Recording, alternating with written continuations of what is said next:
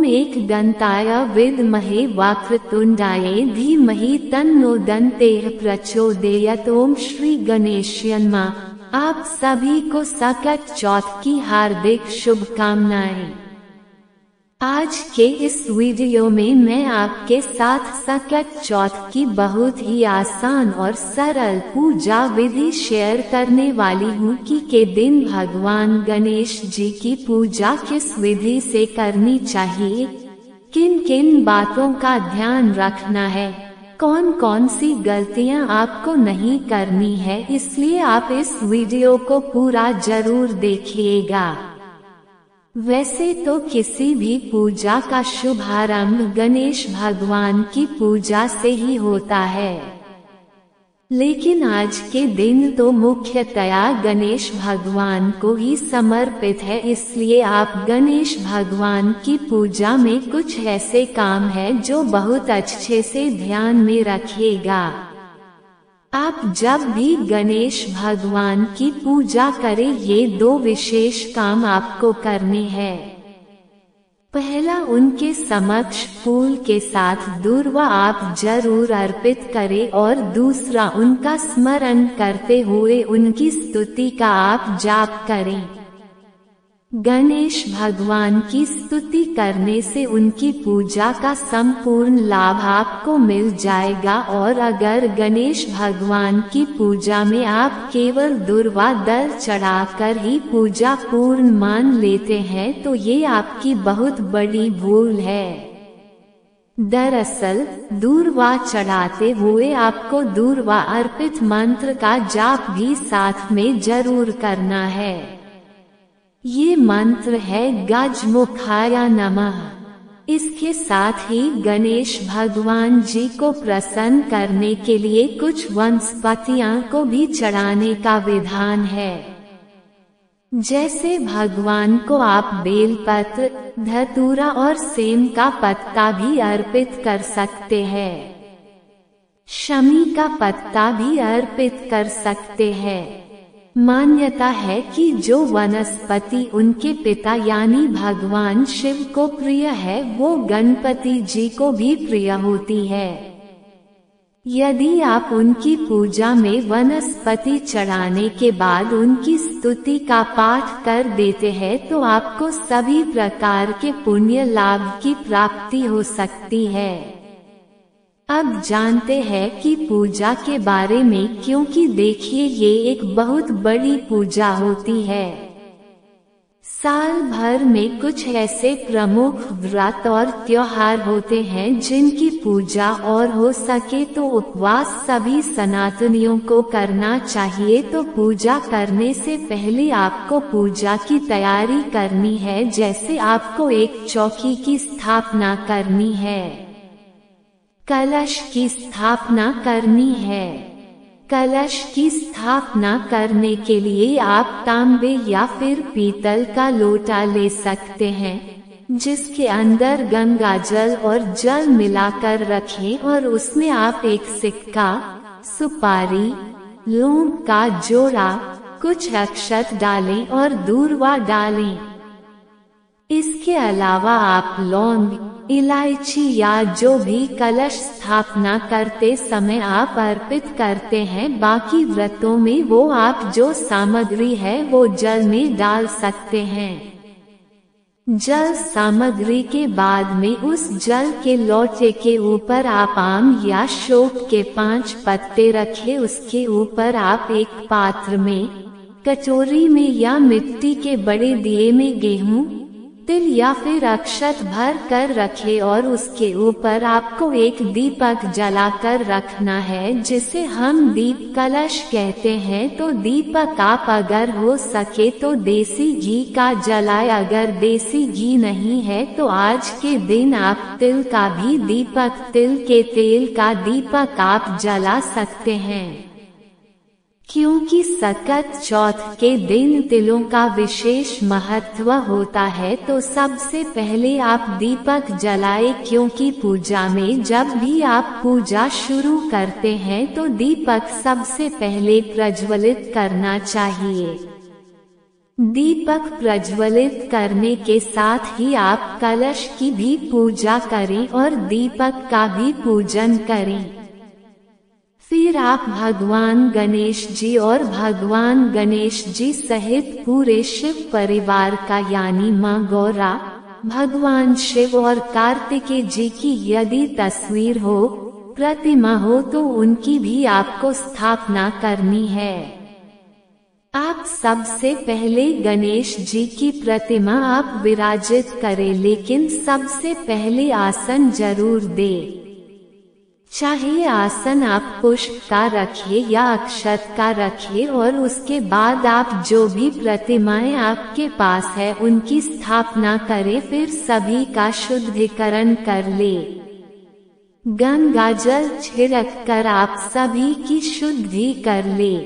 धातु की प्रतिमाएं हैं तो उन्हें आप स्नान कराए विधिवत, उसके बाद आप उन्हें विराजित करें। अब आपको चंद्र देवता का पूजन भी इस दिन करना है, तो इसके लिए बहुत से लोगों के पास तो चांदी के चंद्र देवता होते हैं, चाहे वो अर्धचंद्र हो या पूर्ण चंद्र हो तो उनका पूजन कर सकते हैं।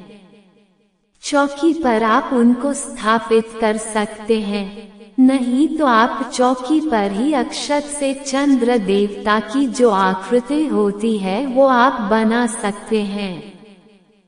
फिर आप अक्षत को यानी कि पूर्ण रूप से यदि आपको चंद्रमा बनानी है तो पूरा करके आप चंद्र देवता का आकार बना ले। उसके बाद चंद्र देवता का आप तिलक करें। तिलक लगाने के साथ साथ आप पूरे शुभ परिवार का भी पूजन करें। तिलक लगाए सभी को आपको रोली कुमकुम अर्पित करनी है। ध्यान रखिएगा भगवान शिव को आपको चंदन अर्पित करना है। माता पार्वती को, जिन्हें हम माई के रूप में भी पूजते हैं, उनका आप श्रृंगार करेंगे। श्रृंगार करने के अलावा जो भी बहुत पकवान आपके यहाँ पर आपकी मान्यताओं के अनुसार अर्पित किए जाते हैं, जैसे कि बहुत सी जगह पर तो तिल और गुड़ से बने हुए जो लड्डू होते हैं वो अर्पित किए जाते हैं, तिलकुट जिसे कहते हैं, या बहुत सी जगह पर जो खोया, तिल आदि है उन्हें मिलाकर जो मिठाई आदि है वो अर्पित की जाती है। कुछ जगह पर तिलकुट का पर्वत बनाया जाता है। कुछ जगह पर तिलकुट से एक बकरे की आकृति बनाई जाती है तो उसकी बलि दी जाती है, यानी उसे काटा जाता है और फिर इस तरह से वो प्रसाद रूप में सभी को बांटा जाता है। तो आपके घर में जो मान्यताएं हैं, जो पुरानी परंपराएं आपके घर में चली आ रही है, आप उसके अनुसार ही पूजा करें। कोई भी नई विधि, नया नियम आपको इससे नहीं अपनाना चाहिए। आप गणेश भगवान का विधि विधान से आपको पूजन करना है। पूजन सामग्री जो भी आप अर्पित करें, ओम श्री गणेशाय नमः या ओम गणपत्य नमः, इस मंत्र का जाप करते हुए आपको पूजा सामग्री भगवान गणेश जी को अर्पित करनी है। मौन रहते हुए आप कोई भी सामग्री ना चढ़ाएं और जनेऊ भगवान गणेश जी को जरूर अर्पित करें। पूरे शिव परिवार को भी इसी तरह से आप पुष्पमाला आदि अर्पित करें। आज के दिन काले सफेद तिल के लड्डू बनाए जाते हैं, या कुछ लोग केवल सफेद तिलों के भी लड्डू बनाते हैं। तो जो भी सामग्री आपके पास भोग की है, जो भोग आपने बनाया है, उसे भी आप मंदिर में रखें और उसके बाद आप भगवान का ध्यान करते हुए गणेश भगवान जी से अपने द्वारा की जाने वाली पूजा को स्वीकार करने का आग्रह करते हुए, निवेदन करते हुए पूजा प्रारंभ करें। पूजा करते हुए मंत्रों का जाप करना चाहिए और उसके बाद हाथ में थोड़े से तिल या अक्षत लेकर आपको व्रत की कथा पढ़नी या सुनी चाहिए। आज का दिन तिलों का तो महत्व है ही। तिलों का भोग भगवान को अर्पित भी किया जाता है और तिलों का दान भी दिया जाता है। तिलों के अलावा मौसमी वस्त्रों का, मौसमी फल, सब्जियों का या जो भी आपकी सामर्थ्य उसका दान भी उस दिन किया जाता है। तो दान की सामग्री भी आप मंदिर में रखें, साथ साथ कुछ दक्षिणा भी चढ़ाएं। चंद्र देवता की भी जो आकृति आपने बनाई है या जो भी चांदी के चंद्र देवता है उन्हें भी धूप दीप दिखाए और ओम चंद्रमसेने महा इस मंत्र का आप जाप करें। आज के व्रत में बायना भी निकाला जाता है, तो बायने के रूप में श्रृंगार की जो भी सामग्री आप भेंट स्वरूप देना चाहती हो, वस्त्र, दक्षिणा, फल, मिठाई और तिल के लड्डू, तिल से बना हुआ कुछ भी व्यंजन, चाहे मिठाई हो या तिल के लड्डू हो या तिल जो कुछ भी, आपके तिल की खीर भी बहुत से लोग बनाते हैं। तो आज के दिन आप तिलों का जो भी बायना है वो भी आप जरूर निकाल कर रखिए। उसके बाद बायने को माथे से स्पर्श कराकर जिस भी परिवार में आप सुहागिन महिला को या अपने परिवार की जो भी बड़ी आपकी सासुमाँ जेठानी आदि है तो उन्हें आप ये बायना भेंट स्वरूप दे सकती है। कथा समाप्ति के बाद आपको आरती करके फिर भगवान गणेश जी को तिलकुट का भोग लगाना चाहिए। तिलकुट के अलावा मोदक का, दूर्वा का, पान, सुपारी, हरी इलायची का भोग लगाना चाहिए और सबसे अंत में अग्नि देवता को तिल अर्पित करने चाहिए। अग्नि देवता के माध्यम से जो हमारी इष्ट देवी देवता है वो अपना भाग्य स्वीकार करते हैं। तो काले और सफेद तिलों को आप रख ले। एक पात्र में थोड़ी हवन सामग्री रखें और एक जो हवन पात्र होता है या मिट्टी का एक बड़ा सदिया ले लीजिए जिसमें आप चाहे तो आम की लकड़ियाँ या फिर गाय के गोबर का उपला सुलगा कर रखिए। जिस पर हवन सामग्री डाले, थोड़ा घी डाले और उसके बाद लौंग का जोड़ा घी में डुबोकर फिर 5, 7 या 11 या 21 बार तिल और घी मिलाकर हवन सामग्री मिलाकर आहुति दे। इस तरह से अग्नि देवता जो आपके द्वारा अर्पित किया गया भोग है वो स्वीकार करते हैं। तो माना ये जाता है कि हमारे इष्ट देवी देवता, हमारे आराध्य देवी देवता तक वह भोग पहुंच जाता है। तो अग्नि देवता को आप इस प्रकार तिल समर्पित करें। सबसे अंत में जल का छींटा देकर हाथ जोड़कर सच्चे मन से गणेश भगवान जी से पूजा में या व्रत में कुछ कमी रह गई हो, कुछ भी गलती हो गई हो तो उसके लिए सच्चे मन से क्षमा याचना करें और फिर जो भी भोग प्रसाद है वो अपने परिवार जनों में सभी लोगों में बांटे। सभी को तिलक भी लगाए, खास तौर पर यदि आपकी संतान है, क्योंकि संतान से जुड़ा हुआ ये व्रत मुख्यतः है। तो संतान को भी आप हो सके तो शाम की पूजा में सम्मिलित करें, उन्हें कथा का श्रवण कराएं और भगवान गणेश जी को आप जो भोग लगाते हैं वो अपनी संतान के माध्यम से उन्हें भी जरूर चढ़ाएं। अगर कोई नई संतान महिला सकट चौथ का व्रत रख रही है तो उन्हें भी आज के दिन संतान प्राप्ति की कामना से भगवान गणेश जी से प्रार्थना करनी चाहिए। इस तरह से कि जो पूजा है वो संपन्न होती है।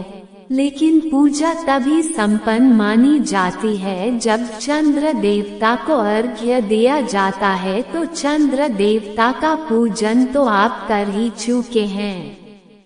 अब बारी है चंद्र देवता को अर्घ्य देने की। तो इसके लिए आप एक लोटा जल भरकर उसमें थोड़े से काले सफेद तिल मिलाकर डालें।